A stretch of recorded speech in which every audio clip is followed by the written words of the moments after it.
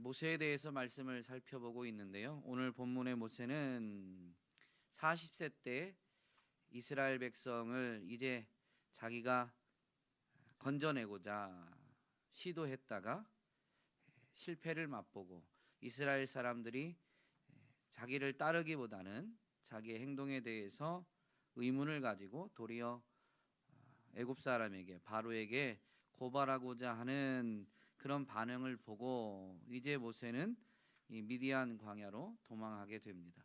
그리고 오늘 본문은 그 미디안 광야에서 이 루엘의 딸들을 만나게 되는 이 사건, 그래서 이제 미디안 광야에 정착하게 되는 것을 보여줍니다. 그리고 사실 모세의 40년 미디안 광야 생활에 대해서는 자세한 언급은 없습니다. 이제 3장에 가면 그렇게 40년 미디안 광야 생활을 한 모세가 하나님께 부름받게 되는 사건이 기록되어지죠. 그러나 한 가지, 이 모세가 미디안 광야에서 이제 40년을 지내게 된 어떻게 보면 계기인 이 루엘의 딸들을 도왔던 사건 이후에 23절부터 25절까지는 애굽에 있는 이 이스라엘 백성들에 대해서 하나님이 보시고 들으시고 형편을 아신다라고 이렇게 이스라엘 백성들에 대해서 기록하는 내용이 있습니다. 이것은 40년 동안 모세를 미디안 광야로 보내신 것이 하나님의 섭리 아래 있고, 사실 우리가 아는 대로 모세는 출애굽의 지도자로 쓰임 받게 되니 이 미디안 광야 40년이 모세를 준비하는 기간이다라는 것을 알 수가 있습니다. 우리는 흔히 광야를 시험과 훈련의 장소로 이해하고 있습니다. 바로 모세를, 오늘 본문에서는 모세를 훈련시킨 곳이죠. 그렇다면 하나님이 이스라엘 백성의 고통 소리를 들으시고 아브라함, 이삭, 야곱과 세운 언약을 기억하셔서 이 40년 동안 모세를 준비하셨는데, 하나님은 모세를 어떻게 빚으셨는가 우리는 한번 생각해 보아야 합니다. 여러분은 어떻습니까? 이건 묵상해야 될 필요가 있어요. 왜냐하면 본문에서 자세히 나오진 않아요. 그러나 이 출애굽의 지도자로 쓰임 받는 모세는 그냥 80세의 나이가 되었기 때문이 아니라 정말로 40년 동안의 미디안 광야 생활을 통해서 빚어지게 된 것이죠. 사실 40세 때 분명히 이스라엘 백성을 애굽에서 건져내고자 하는 시도를 했었습니다. 그러면 40세 때는 왜 실패했고 40년이라는 시간 동안 더 빚어져서 훈련을 받아서 80세에 쓰임받게 되었는데, 40살 때와 80살 때의 모세는 어떤 차이가 있느냐라는 부분을 우리는 생각해 보면 이 40년 동안 모세가 어떻게 빚어졌는가라는 부분을 충분히 묵상해 볼 수가 있습니다. 여러분, 40세 때 모세는 왜 실패했다고 생각하세요? 출애굽기 2장 앞부분을 살펴보면서 그 40세 때까지도 모세는 분명히 하나님의 손길에 의해서 준비되어졌지만 40세 때 모세는 자기에게 특별한 사명이 있다라는 것은 깨닫고 있었지만 자기가 판단하고 자기가 이제 시도하게 되는 거죠. 그런데 사람들의 반응이 자기 예상과 다르고 더군다나 그것이 자기에게 위험이 되니까 모세가 도망을 하게 된 것입니다.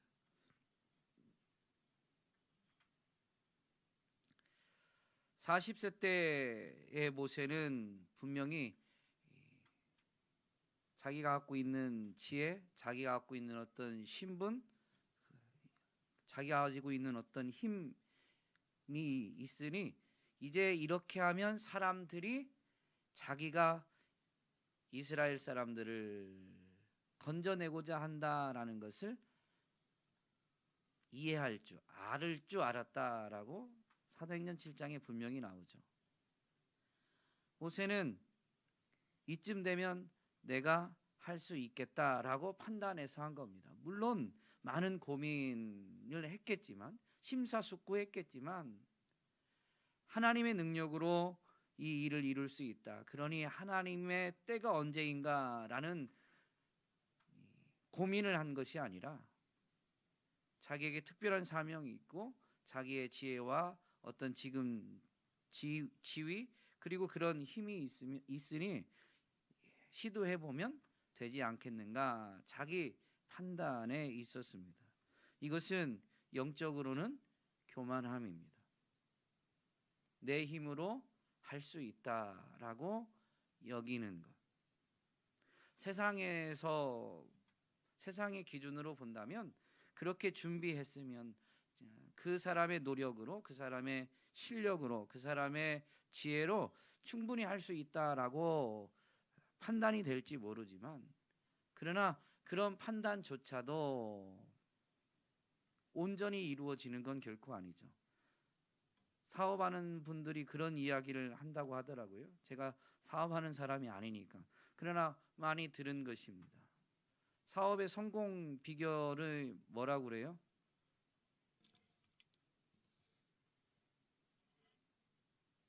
이런 얘기는 한 번도 안 들어보셨어요?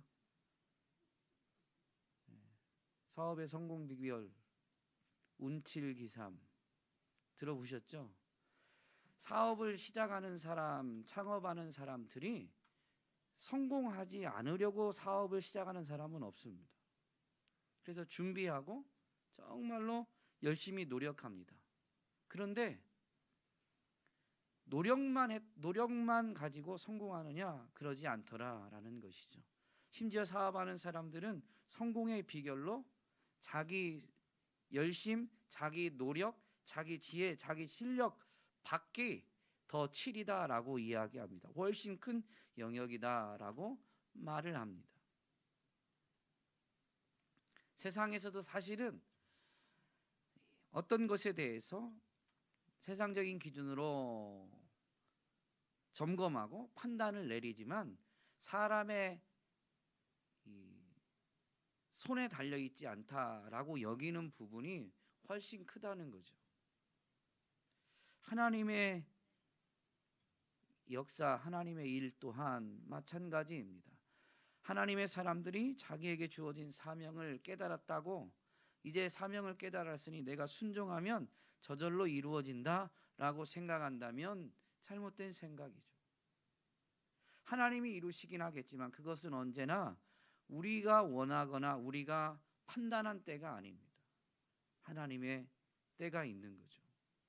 그렇기 때문에 사실 정말로 하나님께 쓰임받는 사람들은 첫 번째 자세가 뭐여야 되냐면 겸손함입니다. 내가 어떤 재능이 있으니, 내가 얼만큼 열심히 하니, 내가 이렇게 노력하니가 아니라, 노력이 필요 없는 게 아니라 누구보다도 열심히 노력해야 되고 정말로 땀과 눈물을 흘리면서 사명을 이루고자 애를 써야 되지만, 첫 번째 자세는 그런 열정, 열심, 헌신에 있는 것이 아니라 모든 것은 하나님 손에 달려 있습니다 라는 겸손함에 있는 것이죠. 사실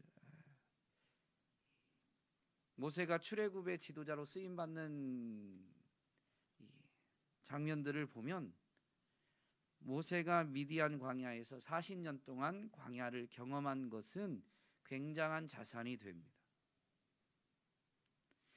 애굽에서 400년 동안 지냈던 그 이스라엘 백성들, 한 세대가 400년을 지낸 것은 아니지만 그 이스라엘 백성들은 애굽에서 거의 살았어요. 그런 그들이 광야를 통과해야 된다라고 할 때 그 광야는 미지의 세계, 낯선 세계입니다. 그런데 그 광야를 수백만의 사람들을 데리고 간다라고 할 때 그 광야를 모르고 있다면 매우 어려운 일이죠. 물론 하나님은 전지전능하시니까 하나님이 다 알아서 해주시겠지라고 생각한다면 그게 틀렸다라고 말할 수는 없어요. 하나님은 능히 그러실 수도 있는 분이시니까요. 그런데 하나님은 사람이 온전히 하나님을 신뢰하고 따를 수 있도록, 즉 겸손한 자로 준비시킵니다. 그것은 그것에 대해서 전혀 모를 때가 아니라 알고 있을 때입니다. 전혀 모를 때 하나님께 맡기라라고 하는 건 모르니까 맡기기가 쉬워요. 그런데 아는데도 불구하고 맡긴다라는 것, 이 광야는 정말로 먹거리 해결하고 이 해와 달로 인해서 상할 수도 있는 그런 위험한 곳이다라는 걸 뻔히 아는데도 불구하고 하나님이 함께 하시고 하나님이 지키시고 보호하신다라고 약속해 주실 때 그때 맡길 줄 아는 게 정말 맡기는 거죠. 사실 광야를 통과할 때 모세는 이스라엘 백성에 비하면 광야의 전문가지만 그가 겸손한 사람이다라는 것을 알 수 있는 것은 40년 동안 광야를 먼저 경험했지만 시내산에서 하나님과 언약을 맺고 이제 시내산을 떠나려고 할 때 민수기 10장에 보면 자기의 장인을 같이 가자고 초청합니다. 자기도 이제 40년 동안 광야를 경험해서 이스라엘 백성에 비하면 광야에 대해서 누구보다도 잘 아는 사람인데 그 장인에게 모세가 장인의 지혜가 필요하다라는 것을 분명히 고백하면서 함께 가자고 요청합니다. 근데 장인이 그 본토를 떠나려고 하지 않아요. 그런데 모세가 계속 간청하게 되고 민수기 10장 말씀을 우리가 매일 성경 묵상할 때에 분명히 말씀드렸지만 사사기의 기록을 보면 바로 이 모세의 장인의 후손들로 여겨지는 겐 족속이 약속의 땅에 정착한 것을 보면 모세의 장인은 모세의 요청을 받아들여서 함께했다라는 것이 충분히 추정이 됩니다. 어쨌든 자기도 40년 동안 경험해서 누구보다도 잘 알고 있지만 그렇게 잘 아는 광야를 통과하는데 그 이스라엘 백성들 수백만을 자기가 통솔해서 간다라고 할 때 내 힘으로 안 된다는 걸 아는 거예요. 하나님의 도우심이 절대적으로 필요하지만 나보다 더 잘 광야를 아는 사람에게 도움을 요청하는 데 주저하지 않습니다. 겸손함의 표현입니다. 겸손함이 드러나고 있는 부분이죠. 광야에서 모세는 광야를 배웠지만 사실 그보다 더 중요한 것은 믿음의 자세를 배우게 되는데 여러분 모세는 광야에서 어떤 믿음의 자세를 배웠을까요? 조금 전에 말씀드렸는데 첫 번째가 뭐라고 그랬죠? 하나님께 쓰임받는 사람의 첫 번째 자세, 지난주에 한 것도 아니고 조금 전에 했잖아요. 겸손함입니다. 겸손함. 민수기 12장에 가면 아론과 미리암이 모세의 권위에 반기를 듭니다. 그때 이제 하나님께서 모세의 손을 들어 주시면서 말씀하시는 것이 이 사람 모세는 온유함이 지면의 모든 사람보다 더하다라고 말씀하시면서 이제 미리암에게 재앙을 내리시죠. 세번역에서는 이 민수기 12장 13절 말씀을 이렇게 표현합니다. 모세로 말하자면 땅 위에 사는 모든 사람 가운데서 가장 겸손한 사람이다. 이 온유함에 대해서 제가 설교할 때 여러 번 말씀을 드렸는데 그냥 부드러운 성품을 말하는 게 아닙니다. 하나님과의 관계, 하나님을 신뢰하는 굳은 마음이 온유함입니다. 하나님을 신뢰하다 보니 사람에 대해서 부드러울 뿐이지 사람을 대하는 그 외형적인 자세가 온유함의 전부는 아닙니다. 성경에서 말하는 이러한 성품들은 하나님과의 관계에서 비롯되는 것인데요. 하나님을 의지하고 신뢰함으로 인해서 가지는 자세가 온유함입니다. 하나님을 신뢰하는 사람은 하나님 앞에서 자기 실력, 자기 지혜를 결코 내세우지 않죠. 그래서 온유함과 겸손함이 크게 다르지 않습니다. 예수님이 나는 마음이 온유하고 겸손하니 라고 할 때 온유와 겸손이 예수님의 대표적 성품이지만 이것은 크게 다른 것이 아니라 히브리인들의 문학 기법에 보면 강조할 때에는 같은 맥락에 있는 단어를 다른 단어를 반복 사용해서 강조하는 표현들이 많죠. 예수님이 내가 마음이 온유하고 겸손하다라는 것도 그런 의미로 해석하는 것이 더 합당합니다. 어쨌든 모세에 대해서 하나님이 직접 선언하시는 말씀이 땅 위에 사는 모든 사람 가운데에서 가장 겸손한 사람이다. 그러면 모세는 출애굽의 지도자가 된 다음에 겸손을 갖춘 게 아니라요. 출애굽의 지도자가 되기 위해서 광야 생활 동안 바로 이렇게 겸손함을 갖추게 된 것입니다. 하나님이 그를 겸손한 사람으로 빚으신 것이죠. 생각해 보면 자기 지혜와 실력으로 40세쯤 신체적으로도 힘이 있는 그때, 활력이 있는 그때 일을 단행하면 성공할 수 있을 줄 알았던 그때에는 도리어 실패하게 되고 40년을 광야에서 지내는데요. 이 광야 생활 40년 동안 모세는 어떠했을까요?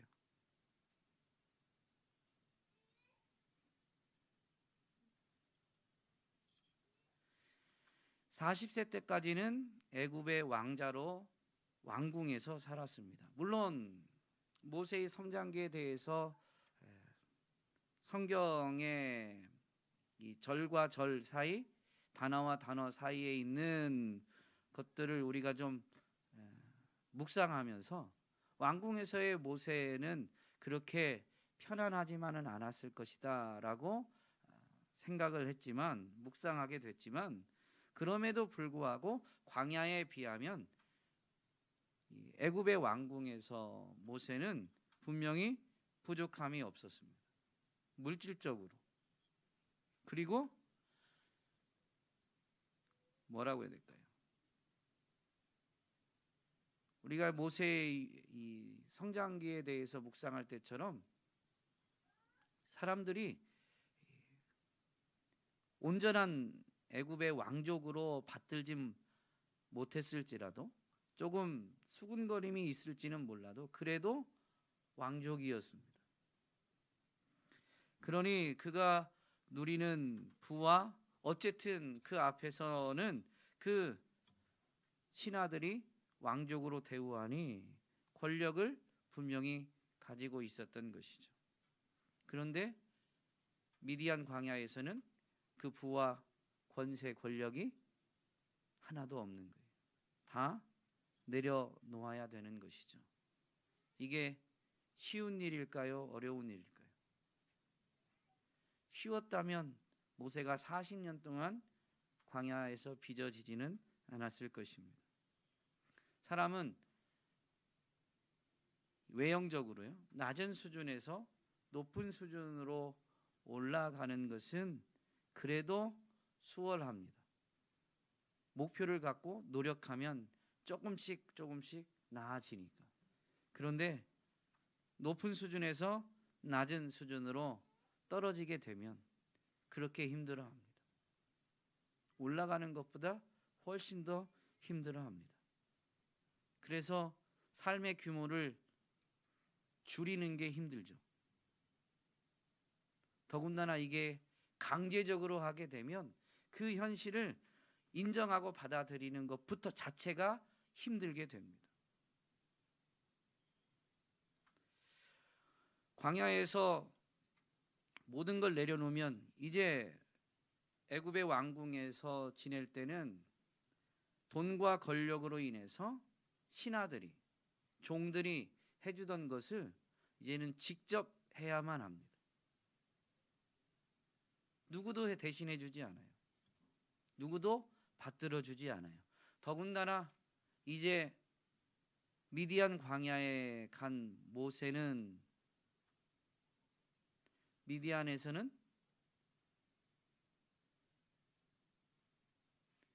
이방인일 뿐입니다. 오늘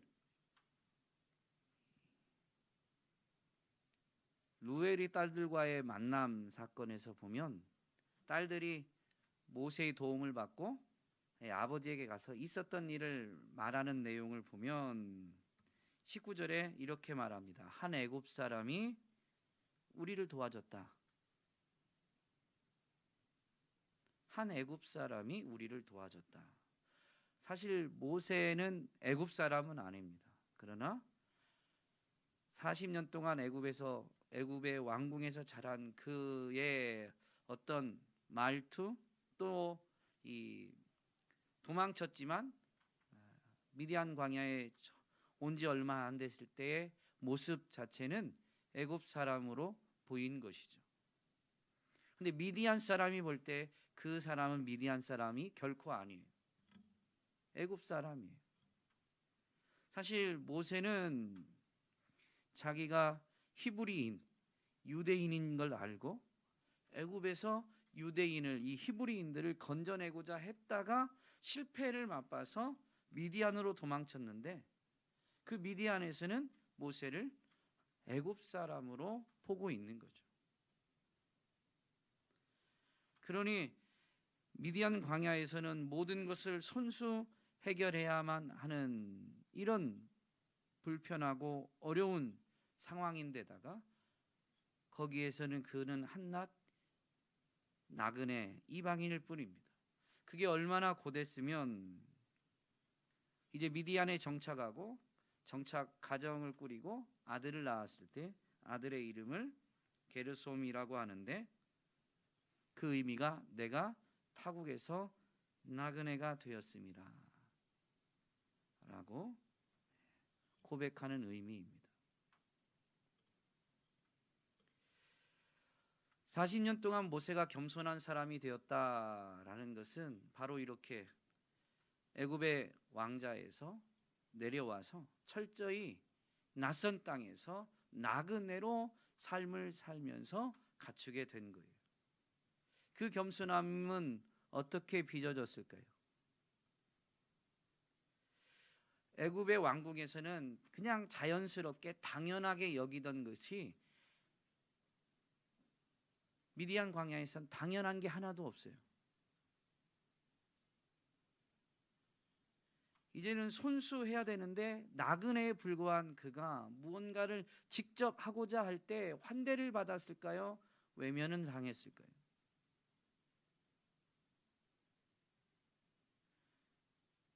그때는 뭐라고 해야 될까요? 인종차별법도 없어요. 누가 보호해주지 않아요. 그리고 이 소규모 공동체, 특별히 혈연 공동체가 주인 고대 사회에서 미디안 사람들이 모여 있는데 혼자 애굽 사람으로 거기 들어와 있다. 무언가를 하는 게 결코 쉽지 않은 것이죠. 그래서 자기가 노력해도 사람들의 마음이 쉽게 열려지지 않고 그 땅에서 무엇을 하나 한다는 게 내 생각, 내 노력대로 되는 게 아닌 것이죠. 그러다가 그래도 거기서 살아야 되니까, 애굽으로는 돌아가지 못하니까 정말로 외롭고 힘들게 버티면서 하다 보면 사람들의 마음이 하나하나 열리는데, 그것은 정해진 법칙에 따른 게 아닙니다. 일주일만 지나면 되더라, 2주일 지나니까 되더라, 이런 법칙이 없어요. 그러면 법칙에 의한 게 아니면 그렇게 하나하나 일이 되어질 때 모세는 뭐를 배울까요? 내 노력의 결과가 아니구나. 더군다나 유모였던 자기 어머니지만 왕궁에서는 유모였던 요게벳을 통해서 분명히 자기가 여호와 하나님의 택한 백성이다라는 것, 그 여호와 하나님은 아브라함과 이삭과 야곱에게 언약을 주신 분이시다라는 그런 이야기들을, 선조들의 이야기들을 분명히 듣고 자란 것입니다. 믿음이 어떠하든 내 생각, 내 힘대로 되지 않는다라는 부분들을 발견할 때마다 이 일이 하나님이 허락하시는 것이다라는 것들을 그는 몸으로 체험하면서 배우게 되는 것입니다. 그렇게 배우다 보니 전에는 그냥 당연하게 여겼던 것인데 정말로 그게 당연히 갖추어져 있지 않은 상황에서 직접, 전에는 지위 때문에, 권세 때문에, 돈 때문에, 부 때문에 누군가가 대신해 주던 것을 이제 선수하되 그것이 내가 노력해서 얻어지는 게 아니다라는 것을 배우게 되면서 그는 삶에 있어서 작은 것에도 하나님의 은혜를 배우게 되고, 그래서 작은 것도 하찮게 여기지 않고 감사하게 되는 것이죠. 그것이 바로 철저히 하나님의 주권을 인정하고 하나님을 의지하는 겸손함인 것입니다. 광야, 어떻게 보면 고난의 시간들, 고난의 장소이죠. 무언가가 없으니까. 애굽 왕궁에 비하면 많은 것이 부족한, 모자란 곳입니다. 근데 그 부족함 때문에 사라지지 않는 건 아니에요. 고생은 있지만, 그러나 그 고생 때문에 도리어 작은 것의 가치, 소중함, 그리고 그 모든 영역에서 하나님의 은혜를, 하나님의 손길을 발견하게 됩니다. 그래서 시편 기자는 고난 당하는 것이 내게 유익이다 라고 고백한 거예요. 고난이 재밌고 즐거운 일이다라는 의미가 아닙니다. 고난은 유익이 있다라는 거죠. 광야는 쉬운 길이 아닙니다. 그러나 분명한 것은 광야는 우리를 겸손하게 만들고, 그 겸손함이라는 것은 사람을 대하는 태도가 아니라 하나님을 대하는 태도인 것이죠. 그러니 그 고난은, 광야는 우리에게 유익한 것입니다. 사도 바울도 다메섹을 가는 도중에 예수님을 만나게 되죠. 개인적 신비한 체험이지만 어쨌든 예수님을 만나게 됩니다.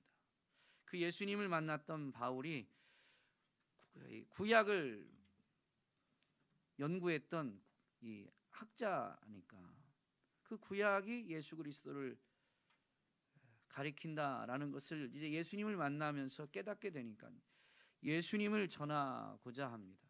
그런데 예수님 만나고 예수님을 전하려고 하는데 사람들이 받아들여요? 도리어 더 이상하게 취급하고 더 두려워해요? 더 이상하게 취급하고 더 두려워합니다. 그래서 그는 3년 동안 아라비아, 자기 고향에 가서 거주하게 됩니다. 막 이 전하지 않을 수 없는 그 복음을 전하지 못하고 3년 동안 홀로 있는 시간을 보내게 됩니다. 성경이 바울의 생애에서 그때가 광야다라고 말하는 구절은 없지만 그 시간이 있었기 때문에 바울이 되었다라고 이야기들 합니다. 그럼 바울이 분명히 교회를 세우고 교회에게 권면할 때 우리가 잘 아는 이런 권면을 하죠. 내가 궁핍함으로 말하는 것이 아니니라. 어떠한 형편에든지 나는 자족하기를 배웠노니 나는 비천에 처할 줄도 알고 풍부에 처할 줄도 알아.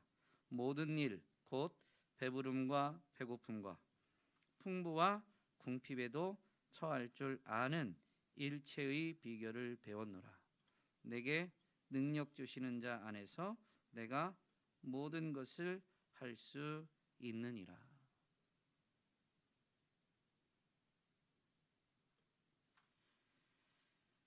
바울도 이러한 것들을 홀로 있는 시간에 또 복음을 전하는데, 그는 세워진 교회에서 복음을 전하는 게 아니라 교회가 세워지지 않은 곳에 가서 복음을 전하고 교회를 세우는 사역을 했습니다. 그 교회가 세워지지 않은 곳에 가서 복음을 전하다 보니까 많은 거절, 많은 핍박, 고난을 당했죠. 그런데 그렇게 할 수 있었던 이유를 분명히 밝히는데, 자기는 풍부에 처할 줄도 알 뿐만 아니라 궁핍에도 처할 줄 아는 일체의 비결, 바로 자족하는 것을 배웠기 때문임을 분명히 고백합니다.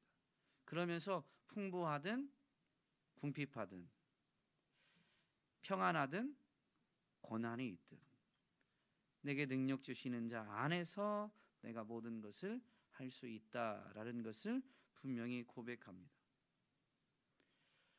정말로 내가 할 수 있는 건 아니지만 내게 능력 주시는 자 안에서는 할 수 있다라는 이것을, 이 겸손함을 배우게 하기 위해서 하나님은 모세를 40년 동안 광야에서 지내게 하시는 것이죠. 그러므로 광야는 분명히 애굽의 왕궁에 비하면 많이 부족하고 결핍의 장소, 그래서 고난의 장소이지만 하나님 앞에서 빚어진다라는 관점에서 보면 그 겸손함을 하나님을 향해서 표현하면 오직 하나님으로만 사는 것을 배우는 것이죠. 우리 속담에 오늘 설교 제목으로 잡았는데요, 든 자리는 몰라도 난 자리는 안다라는 말이 있습니다. 곁에 있을 때는 소중함을 모르다가 떠난 후에야 그 소중함을 안다라는 말입니다. 이는 사람의 타락한 본성을 잘 보여주는 속담인 것 같아요. 물론 이 속담 자체가 사람의 타락한 본성을 설명하려고 만든 건 아니지만, 그러나 분명히 사람의 타락한 본성을 잘 드러내주고 있습니다. 이 땅에서도 이러한 속담이 잘 적용되는 경우가 많죠. 건강이나 가족에 대해서 우리는 든 자리는 몰라도 난 자리는 안다. 있을 때는 몰랐는데 계시지 않으니까 그분의 소중함을 알게 되더라. 건강할 때는 그 소중함을 모릅니다. 그래서 건강에 이상 신호가 와도 사실은 잘 이렇게 뭐라고 해야 될까요? 바뀌지 않은데 생명의 위기가 오면 그때서야 확 바뀝니다. 정말로 건강을 회복하기 위해서 애를 쓰게 되죠. 이제는 먹는 것도 의사가 하라는 대로 하고, 살 빼라고, 요즘은 거의 살 빼라고 하더라고요. 살 빼라고 하면 그 전까지는 잘 안 됐는데 이제 생명의 위협을 받고 나면 살도 빼고, 그래서 그걸 유지하기 위해서 운동도 열심히 합니다. 저도 심근경색 때문에 병원에 갔다 온 다음에는 먹는 거를 아주 철저히, 이 혈관 질병에 안 좋다라는 거는 뭐 거의 안 먹고 운동도 더 열심히 하고, 그런데 이제 건강이 회복이 되고 의사가 이제 많이 좋아지셨네요. 이대로 유지만 하시면 되겠습니다. 그러면서부터 자꾸 예전으로 돌아가려는 이런 습성이 있어요. 있을 때는 소중함을 말로는 아는데, 말로는 안다고 하는데 사실은 진짜 아는 건 아니죠. 말일 뿐이죠. 가족도 마찬가지입니다. 말로 가족의 소중함을 모르는 사람이 없습니다. 부모님의 소중함, 자녀의 소중함. 그런데 보통은 부모님이 자리가 난 자리가 되면, 떠난 자리가 되면 이제는 그 소중함을 알아도 부모님을 잘 대해드려야 된다라는 것을 실천할 수가 없게 되죠. 그래서 그때는 이제 후회해도 늦으니까 그렇게 가슴 아파합니다. 그건 어떤 것으로도 대체가 되지 않아요. 흔하진 않지만 이제 저도 책을 통해서 접한 거지만 이 젊은 아들을 잃은 이 부모의 고백이 있는 글을 읽어봤습니다. 가슴에 뻥하니 구멍이 뚫린 것 같다. 먹어도 허하고 뭘 해도 허하고 날이 좋아도 시리고 뭘 해도 그 뚫린 마음은 채워지지 않는다는 거죠.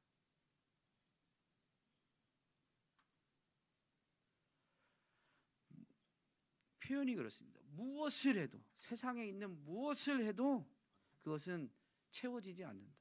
이거 바꿔 말하면 무슨 말이냐면요, 아들은 어떤 것으로도 대체할 수 없는 존재라는 거예요.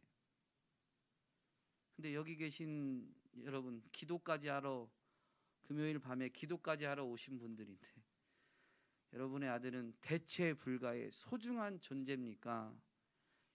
사춘기가 다가오면 여기를 막 뒤집어 놓는 그런 아들입니까?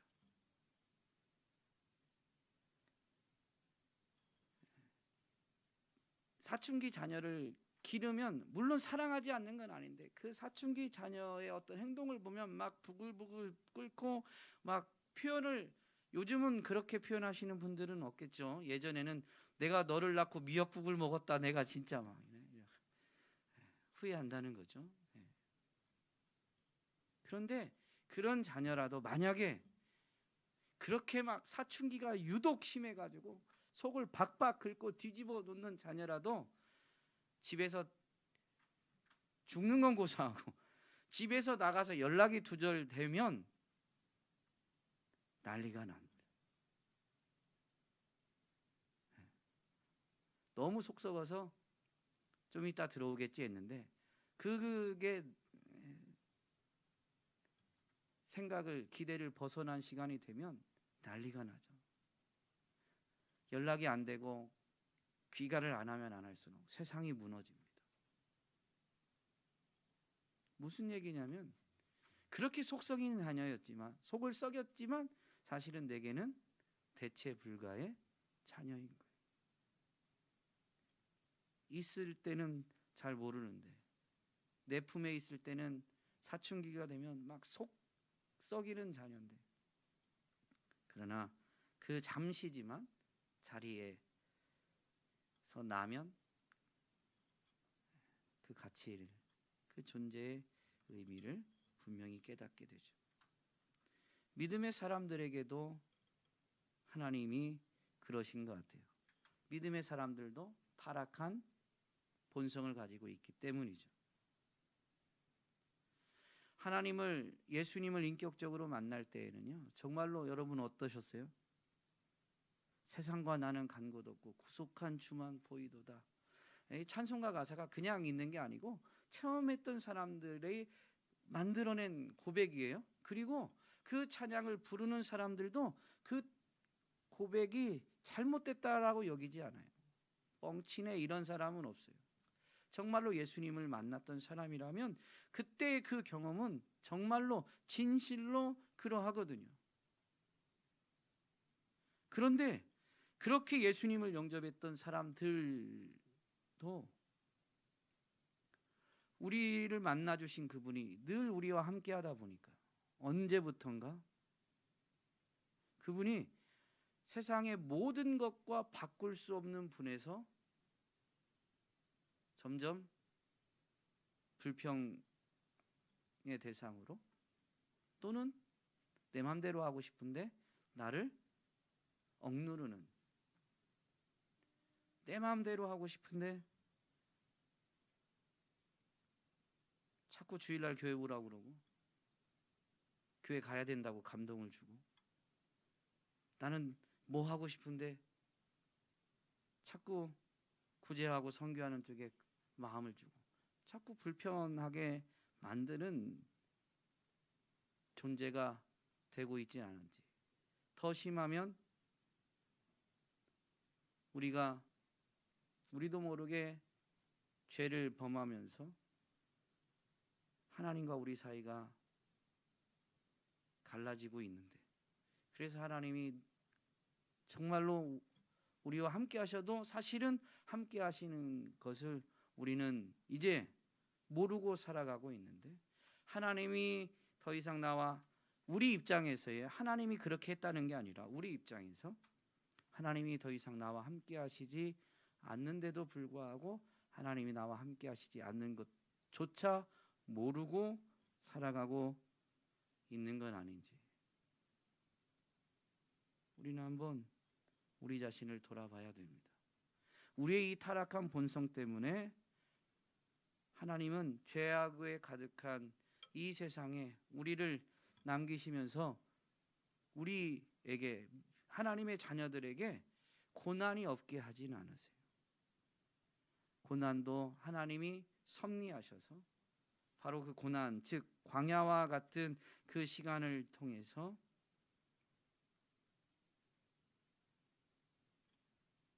하나님 없이는 살아갈 수 없다라는 것을 배우게 해주시고, 그래서 더욱 겸손하게 오직 하나님으로만 살아가야 되는구나라는 것을 배우게 만들어 주시죠. 정말로 믿음의 사람들에게는 광야는 필수 코스입니다. 한 번만 통과하면 되느냐? 그렇지 않아요. 광야는 한 번으로 끝나지 않습니다.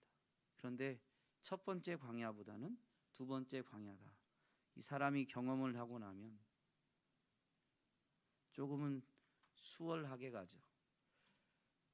광야의 어려움, 강도는 훨씬 커질지 모르지만 광야를 통해서 하나님을 배우면 두 번째 광야는 그분을 바라보고 그분을 신뢰하는 데 있어서, 그래서 그분 앞에 겸손히 엎드리는 데 있어서는 조금 더 빠르기 때문에 수월하게 갑니다. 그리고 그 광야가 또 삶을 살다가 여러 번 경험되면 아마 다윗과 같이 정말로 고백하며 갈 거예요. 여호와는 나의 목자시기 때문에 나는 부족함이 없다. 사망의 음침한 골짜기로 가도 부족함이 없다 라는 고백을 하게 되는 것이죠. 내일부터 우리 초등부가 겨울 성경학교를 하는데요, 우리 자녀들, 우리의 다음 세대는 부모님의 사랑과 헌신으로 부족함 없이, 물질적으로 외형적으로는 부족함 없이 자라는 세대입니다. 그런데 이 현실적인 물질적인 부족함 없다라는 것이 어떻게 보면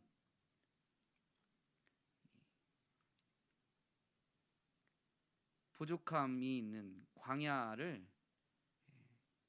경험하지 못하게 만드는 거죠.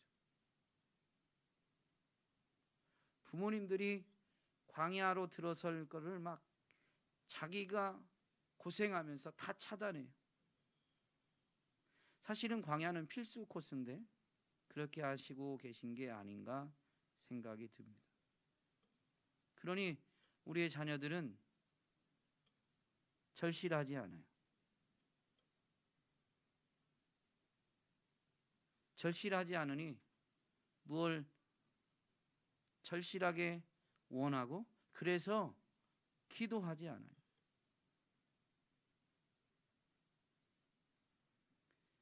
젊어서 고생은 사서도 한다라고 했는데 우리는 영적인 관점이 아닌 육적인 관점으로 우리의 자녀들을 너무 사랑해서 사서도 시켜야 될, 통과시켜야 될 광야를 앞장서서 차단해 버린 건 아닌가 생각이 됩니다. 여러분, 인생에 하나님을 잊어버리면 하나님이 아닌 것을 붙들게 됩니다. 하나님이 아닌 것을 붙들면 인생은 반드시 문제를 만나게 됩니다. 심지어 붙들게 되는 것이 교회여도 그렇습니다. 하나님을 붙드는 것과 교회를 붙드는 것이 같은 거냐? 같을 수도 있지만 다를 수도 있습니다. 이거는 제가 교회 와도 구원받지 못하는 수 있다라는 의미와 같은 의미죠. 믿음을 지킨다라고 하는데 그 믿음이 교회 생활에 제한된다면, 교회 생활에만 국한된다면 그것은 교회를 붙든 것이지 하나님을 붙든 것은 아닐 수 있습니다. 교회를 붙들었는지 하나님을 붙들었는지가 정확한 판단이다라고 말할 수는 없지만 코로나 시기를 지나면서 그런 경우들이 있습니다. 코로나라는 팬데믹은 대다수의 믿음의 사람들이 현장에 나와서 예배 드리기 어렵게 만들었습니다. 교회로 모이는 것 자체가 어렵게 됐죠. 교회를 붙들었던 사람들은 교회가, 즉 그 모임이 성립이 안 되니까 믿음의 위기가 온 거예요. 광야는 다른 어떤 것을 붙들려고 해도 붙들 수가 없죠. 모세는 미디안 광야에서 어떤 존재였다고요? 이방인, 나그네에 불과했습니다. 붙들 수 있는 것이 없는 결핍된 그곳에 살면서 그는 겸손함을 배우고 그래서 오직 하나님으로 사는 것을 배우는, 그래서 하나님만 바라보게 되는 사람이 되는 것이죠. 인생이 하나님만 붙들면, 하나님만 바라보면 그때부터 모든 것은 제자리를 찾아가게 됩니다. 하나님만 바라보고 하나님만 붙들 때 모든 것이 제자리를 찾아가는데 시간이 좀 걸릴 수는 있지만 한 가지 분명한 것은 하나님만 바라보고 하나님만 붙들면 모든 것이 제자리, 원래 있어야 될 올바른 자리로 자리하게 됩니다. 오늘 저와 여러분은 이 광야 같은 시기를 지나가고 있는데요. 팬데믹이 또 전 세계적으로 팬데믹과 함께 전쟁 등으로 인한 경제 위기 등은 정말로 우리에게 광야 같은 시간을 가져다 주고 있죠. 이때 우리는 정말로 무엇을 붙들고 있었는지를 점검하는 시기로, 그리고 이 어려움의 시기, 사람과의 만남도 어려웠고 또 물질적인 여유로움도 어려웠던 이 시기에 하나님만 의지하는 법을, 오직 주님만 바라보는 법을 분명히 배우면서 이 시기를 지나가면 때가 되면 모든 것이 제자리를 찾게 되고 우리는 더욱 겸손하게 하나님께 쓰임받게 되는 때를 맞이하게 될 줄로 믿습니다. 저와 여러분이 정말로 이 하나님의 존귀하심, 하나님의 선하심을 이 시기에 더욱 되새기면서 주님만 바라보고 주님만 붙들 수 있게 되기를 간절히 소망합니다.